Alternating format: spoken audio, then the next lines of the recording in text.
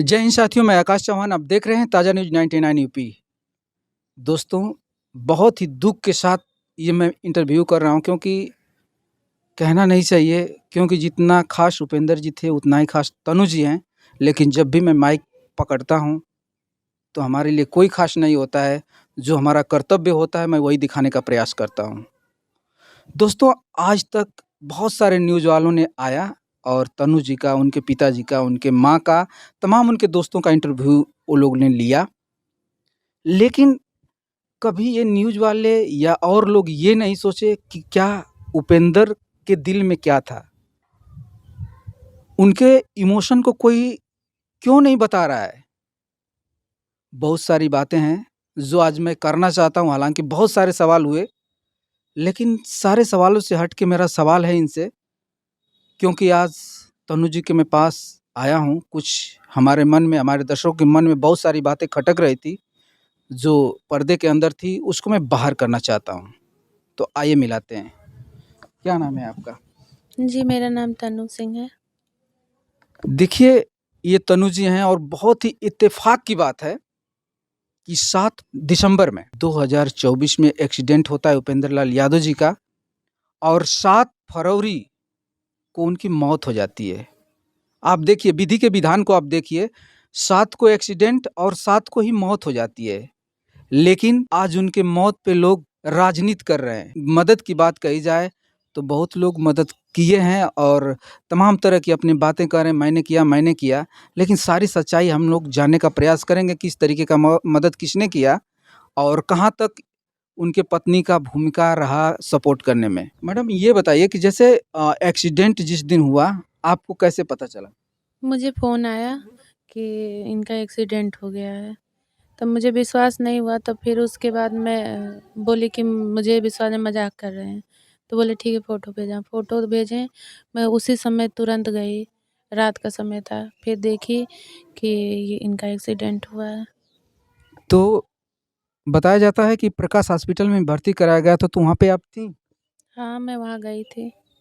तो उनके साथ रहें कि सिर्फ़ देख कर चली आईं आप? मैं देख के चली आई क्योंकि बच्ची को मैं घर पे अकेले छोड़ी थी, तो मुझे वहाँ से आना पड़ा। आने के बाद आपको बच्ची को लेकर तो साथ में जाना चाहिए था। बहुत रात हो गया था, 1:30-2 बज रहा था, तो वहाँ पे उनके भाई थे, क्योंकि अंदर जाने का किसी को परमिशन नहीं था, बाहर गेट के पास कहीं भी कोई सोया बैठे रहे। फिर मैं सुबह जैसे हुआ उठ के गई 10-11 बजे, तो पता चला डिस्चार्ज करके लेके चले गए। आप अपने को उनकी पत्नी बताती हैं, कैसे साबित कर रही हैं कि आप उनकी पत्नी हैं?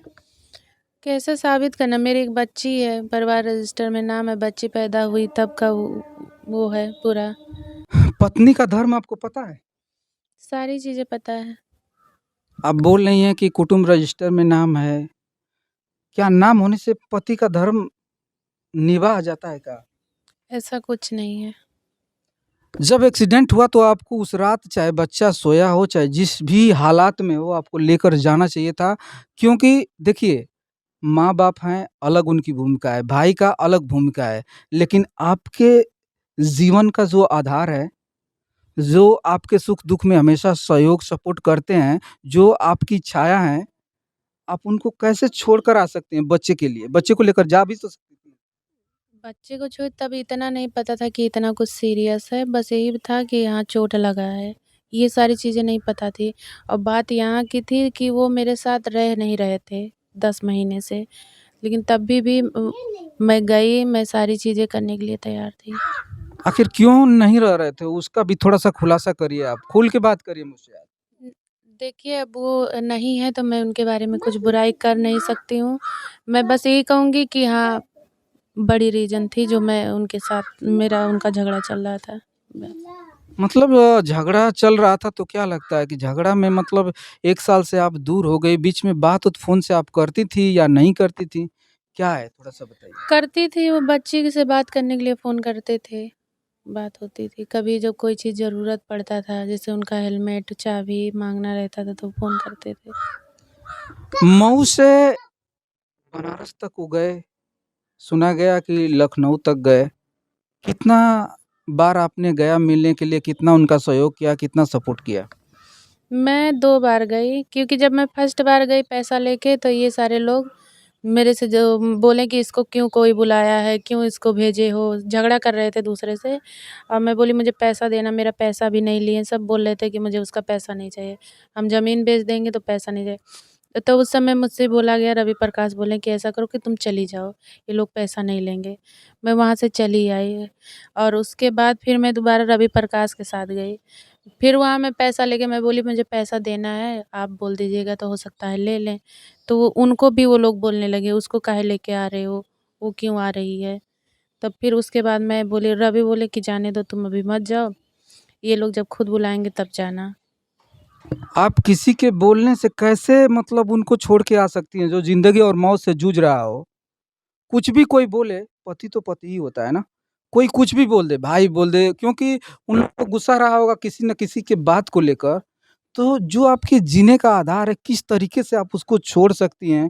हालाँकि आपका दायित्व बनता है कि उनके दिन-रात उनके सुख-दुःख में खड़ा रहें, साथ दें। ऐसा नहीं हो सकता था? ऐसा हो सकता था, लेकिन वो लोग मुझे शामिल ही नहीं, मैं तो क वहाँ पे गई, मैं तो वहाँ वेट की कि ये लोग आए मेरे से बात करें, कोई किया नहीं तो मैं क्या कर मैं तो सपोर्ट करने के लिए हमेशा तैयार थी। मैं फ़ोन करके बोलती थी, अगर इन लोगों को पैसे का कोई प्रॉब्लम तो एक बार मुझसे बताइए, मैं पैसा लेके आती हूँ। लेकिन इनको ये मत कहिएगा कि डिस्चार्ज करके लेके आएँ। मैं सारी चीज़ें रखती थी बात। अब एक बार जाके मेरे बारे में रवि प्रकाश से पूछिएगा कि मैं ये सारी चीज़ें बोलती थी, मैं खड़ी रहती थी कि जाने के लिए कि नहीं रहती थी। और देखिए आप अपनी गलतियाँ कुछ इसमें मानती हैं? गलती मेरी क्या है? जब ये लोग मुझे रखना ही नहीं, अभी मैं मान लो मैं कहती कि हाँ ठीक है, मैं अपने पति का पूरा इलाज कराऊँगी, मैं कहाँ से करती? मैं इतना पैसा कहाँ से इकट्ठा करती? उसके बाद में अगर डिस्चार्ज करने मैं अकेले लड़की कहाँ लेके जाती? क्या करती? अगर ये लोग कहती कि चलो ठीक है, मैं गई थी, जो है तुम लोग का झगड़ा लड़ाई है, ठीक है, अब चलो सब सामने मेरे सामने तो वो लोग आए होते, जब सामने मेरे कोई आएगा नहीं तो मैं बात कैसे करूँगी? किससे बात करूँगी? कि चलिए जो हो गया झगड़ा, अब चलिए पहले इनको ठीक करते हैं, झगड़ा तो हमारा बाद में है। मेरे से कोई सामने पड़ ही नहीं रहा था, मैं किससे बात करने जाऊँ? आखिर बात नहीं कोई कर रहा था तो रियल में आप अपने दिल से सोचिए कि लाख दुनिया एक तरफ और हमारा पति जो था, बहुत ही बड़ा सहारा था। तो क्या लगता है दुनिया के डर से हम अपने पति को छोड़ दें या पति के पास न रहें या दुनिया के ताने-बाने से मैं उनसे उनके पास न रहूँ, सिर्फ़ जाऊँ और मेहमान की तरह जाऊँ और मिलकर चला आऊँ, कहाँ तक ये सही है? कोई मेहमान-वेहमान, मैं गई थी बीवी की तरह। जब मुझे कोई सब बोले कि काहे के लिए आई है, मेरी बेइज़्ज़ती करवाने आई है, हम लोग का मज़ा ले रही है। जब मेरे सामने कोई पड़ेगा, मेरे से बात करेगा तब मैं तो वहाँ बैठ के इंतज़ार कर रही थी कि ये लोग आएँ। जब नहीं आए तो मुझे मजबूरन आना पड़ा। ठीक है, हालाँकि देखा जाए तो तमाम न्यूज़ में मतलब खबर उठ के आ रही है, लोगों का कहना है कि एक्सीडेंट हुआ तो इसमें हो सकता है तनु जी का भी हाथ हो, मतलब तमाम तरह ऐसा सुनने को मिला है, कहाँ तक सही है ये? मैं कह रही हूँ अगर मेरा हाथ होगा तो मैं खुशी-खुशी फांसी चढ़ने के लिए तैयार हूँ। अगर उ अगर ये है कि पहले गाड़ी वाले को पकड़ा जाए, गाड़ी वाला पकड़ा जाएगा तभी पता चलेगा कि हाँ, उ कौन मरवाया है कि क्या किया है। इसमें किसी न किसी की साजिश है, कोई न कोई इसमें कि हाथ है किसी का। और वो गाड़ी वाला क्या सोच रहा है कि इतना आसानी से बच जाएगा? नहीं बचोगे। मुझे अपनी जान भी देनी पड़ेगी ना, लेकिन मैं अपनी जान दे के भी तुमको कानून तक पहुँचाऊँगी। ये बात अपने दिमाग में रख लेना, किसी को अनाथ विधवा करके और किसी को अनाथ करके आसानी से नहीं बच जाओगे। मैं भी देखती हूँ तुम कहाँ तक बचते हो। मैं पूरी कोशिश करूँगी उसको पकड़वाने के लिए, मैं कानून का घेरा करूँगी, क्योंकि मुझे इंसाफ़ चाहिए तो चाहिए, मैं कहाँ जाऊँ? अब तो मेरा कोई नहीं है। हालाँकि देखा जाए तो बहुत ही दुःख की बात है कि एक बच्ची के सर से एक पिता का साया चला जाना और एक पत्नी के सर से एक पति का साया चला जाना बहुत ही बड़ी बात है। हालाँकि एक दर्द पति का एक महिला समझ सकती है, लेकिन बहुत सारी इसमें अफ़वाहें उड़ के आ रही हैं। तमाम बड़े-बड़े सिंगर जैसे शिल्पी राज हुई, समर सिंह हुए, तमाम ऐसे-ऐसे कलाकार का सुनने में आ रहा है कि उन्होंने हेल्प किया। कहाँ तक सही है ये? ना तो शिल्पी राज हेल्प किए हैं, ना समर सिंह हेल्प किए हैं। इन लोग का तो झूठा वाहवाही हो रहा है। इसमें जो भी किया है उनके ऑडियंस किए हैं, छोटे कलाकार किए हैं और कोई नहीं किया है। रवि प्रकाश की क्या भूमिका थी उपेंद्र लाल की ज़िंदगी में? रवि प्रकाश का तो मेन भूमिका उन्हीं का था। क्या सहयोग किए या नहीं किए? वो तो जितना करना चाहिए, जितना उनके में वो था, वो सारी चीज़ें वो किए। वो तो ब्लड दिलवाना, सबसे पैसे दिलवाना, अपना शरीर लेके पहुँचना, वो बहुत मदद किए हैं। मेन भूमिका तो उन्हीं का है। अगर उपेंद्र 2 महीना जिए हैं तो रवि प्रकाश का देन है। उपेंद्र की मौत का ज़िम्मेदार कोई है या भगवान ने ही मौत दे दी? क्या कहेंगे? इसमें किसी न किसी का हाथ है। आप बताइए, 2 लोग गाड़ी पे बैठे हैं तो एक ऐसा चोट लगा कि वो मर गया और एक को इस चोट लगा कि 2 ही दिन में घर आ गया। इसमें ज़रूर किसी न किसी का हाथ है। और किसी पे शक का आपको दायरा जा रहा है? कोई कोई शक के संदेह में आपको आ रहा है? अभी तो मेरे शक के संदेश में कोई नहीं आ रहा, लेकिन हाँ, किसी न किसी का तो हाथ है। क्योंकि इतना डेंजरस किसी को चोट नहीं लगना चाहिए जैसे उनको लगा था। और ये गाड़ी वाले को पकड़ना बहुत ज़रूरी है। वो तो घूम रहा है, मस्ती कर रहा है। क्या गाड़ी वाले कभी आया क्या आप लोग से मिलने के लिए? हॉस्पिटल में कहीं मिलने के लिए आया? हॉस्पिटल में गया था, इनके माता-पिता से मिला था। क्या बोले? बोल रहा था कि पैसा-वैसा ले लो, यहीं से रफ़ा-दफ़ा कर दो। तो उसके बाद में ये हुआ कि इनका पोजीशन देखा तो भाग गया। फिर उसके बाद शायद बोल रहा था कि मेरा हैवी लाइसेंस है, हम लड़ लेंगे कानूनी तरीके से। मतलब हाईवे लाइसेंस से क्या मतलब? किसी की ज़िंदगी से आप खेल सकते हैं? ये गवर्नमेंट या कोई संविधान कौन-सा ये विधान है कि ये उसको आज़ादी देता है कि आपके पास हाईवे लाइसेंस है तो किसी को चढ़ा के किसी को मौत के घाट उतार देगा? अब यही ना कर रहे हैं कि वो लोग सोच रहे हैं, लेकिन इतना आसानी से तो नहीं बचोगे आप, कुछ भी कर लो। मेरा तो पति गया है ना, तो मैं मुझसे पूछे मुझे कितना तकलीफ़ है। मेरी बच्ची से पिता का साया उठ गया है। तो आप इतने आसानी से नहीं बचोगे। मुझे मर के भी आपको पकड़वाना रहेगा तो मैं मर के भी आपको पकड़वाऊँगी। जी। क्योंकि मैं भी अब अपने पे आ गई हूँ, क्योंकि अब मेरा आगे-पीछे कोई नहीं है। मरना रहेगा तो मर जाऊँगी, लेकिन आप उनको तो जेल का रास्ता दिखाऊँगी ही। अच्छा। जी। चलिए, ये तो मान लीजिए बहुत सारी बातें रहीं, लेकिन एक बात मैं आपसे कहना चाहता हूँ, क्योंकि अब किसी के दिल में क्या है, क्या नहीं, ये नहीं जानता, लेकिन हमारे दिल में क्या है, मैं वो आपसे पूछना चाहता हूँ। अभी देखा जाए तो उपेंद्र जी का कुछ गाने ट्रेंड में चल रहे हैं, जो इस दुनिया में तो नहीं हैं, लेकिन 2 गाने ऐसे हैं कि ट्रेंड में चल रहे हैं और शायद उपेंद्र जी को ये पता था कि हमारे ज़िंदगी का ये आखिरी गाना होगा, क्योंकि जिसने भी इस गाने को लिखा है, जिसने भी गहन करके शब्दों को पिरो कर लिखा है, कुछ न कुछ इस गाने की सच्चाई होगी उपेंद्र के ज़िंदगी में। तो इस विषय में मैं बात करूँगा आपसे, क्योंकि एक गाना आया था जिस एल्बम का नाम था हमके पगले बना दे।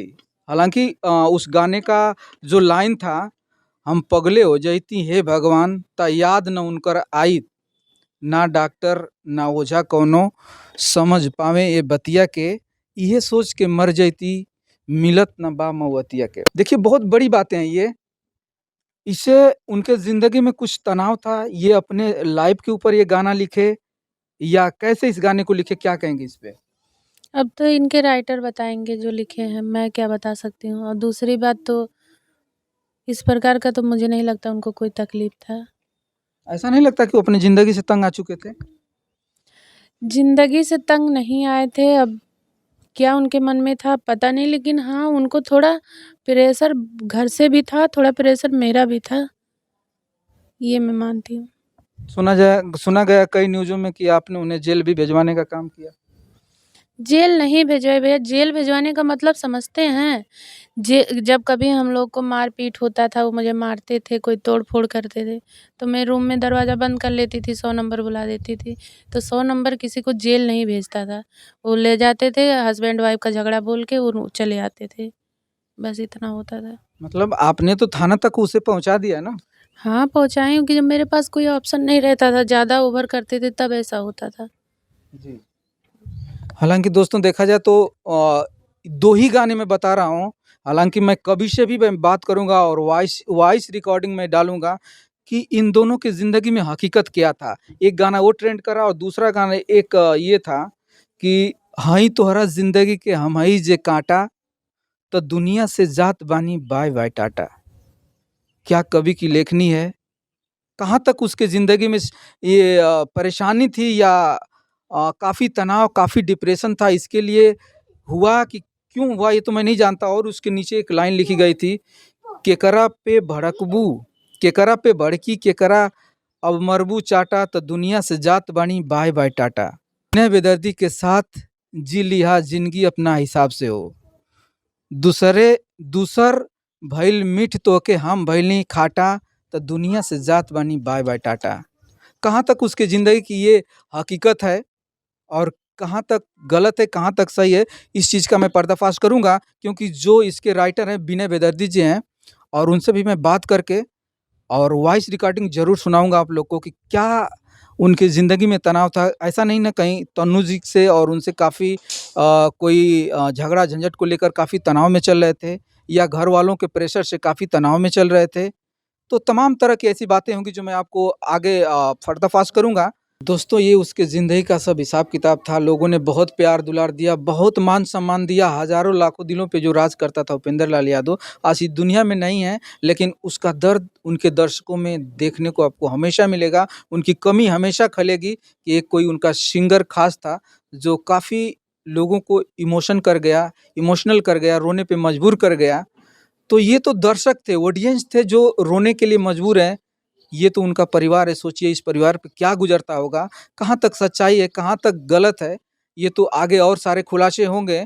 लेकिन जो भी सही या गलत एक्सीडेंट बता रही है मैडम कि ये साजिश के तहत एक्सीडेंट किया गया।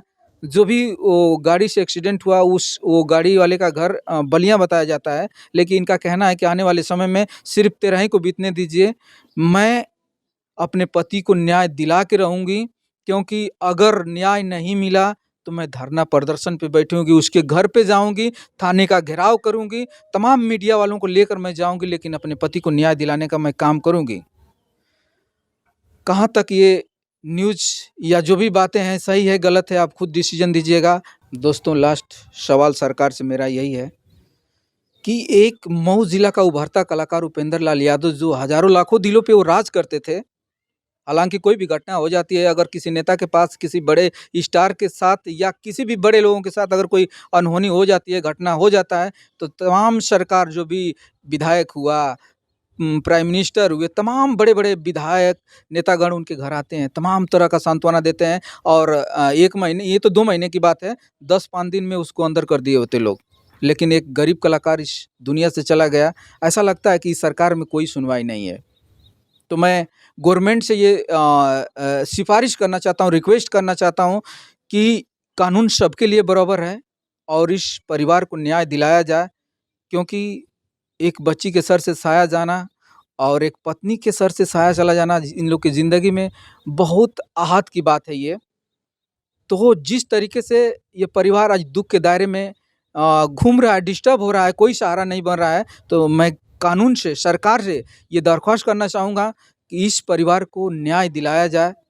हालाँकि बहुत ही गरीब परिवार है, लेकिन अगर सरकार चाहे ये मैटर उनके संज्ञान में जाए, मैं योगी आदित्यनाथ जी से प्रार्थना करता हूँ कि इस परिवार को न्याय दिलाया जाए, क्योंकि ये परिवार, उनके माँ-बाप, उनके भाई-बहन बिल्कुल टूट चुके हैं।